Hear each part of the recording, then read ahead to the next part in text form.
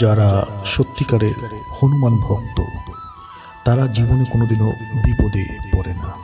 হনুমানজিকে শুধুমাত্র স্মরণ করলেই সেই ভক্তের নিকট হনুমানজি উপস্থিত হন। সেই ভক্তের জীবন থেকে তৎক্ষণাৎ সকল ধরনের বাধা, সকল ধরনের বিপত্তি হনুমানজি দূর করে দেয়। হনুমানজিকে শুধু স্মরণ করলেই বাধা বিপত্তি দূর হয়। সেই ক্ষেত্রে যদি হনুমানজিকে মন্ত্র উচ্চারণ করে যদি ডাকা যায় তাহলে হনুমানজি অনেক প্রসন্ন হয়ে থাকে। ভক্তের জীবনের যত ধরনের অসুবিধা, সেই সকল অসুবিধা হনুমানজি দূর করে দেয়। সে আর্থিক সমস্যাই হোক বা যে কোনো ধরনের সমস্যাই হোক না কেন। আজকে আপনাদেরকে যে মন্ত্রটির কথা বলবো এটি হনুমানজির একটি চমৎকার মন্ত্র। এই মন্ত্র শুধুমাত্র উচ্চারণ করলে, এই মন্ত্র যে ব্যক্তি শুধুমাত্র 108 বার শুনবে তৎক্ষণাৎ সেই ব্যক্তি সেই বিপদ থেকে রক্ষা পাবে। এই মন্ত্রের শক্তি এতটাই যে এই মন্ত্রের প্রভাব অনেকেই স্বচক্ষে প্রমাণ পেয়েছে। তো আসুন হনুমানজির এই মন্ত্রটিকে আমরা 108 বার জপ করি। আপনার যখনই কোনো ধরনের সমস্যা সৃষ্টি হবে, আপনার যখনই কোনো ধরনের প্রবলেম ক্রিয়েট হবে, যার আর কোনো রাস্তা আপনি খুঁজে পাচ্ছেন না, সেই সময় আপনি এই মন্ত্রটিকে অবশ্যই জপ করুন। যদি জপ করতে আপনার অসুবিধা হয় সেই ক্ষেত্রে আপনি এই মন্ত্রটিকে অবশ্যই শুনুন।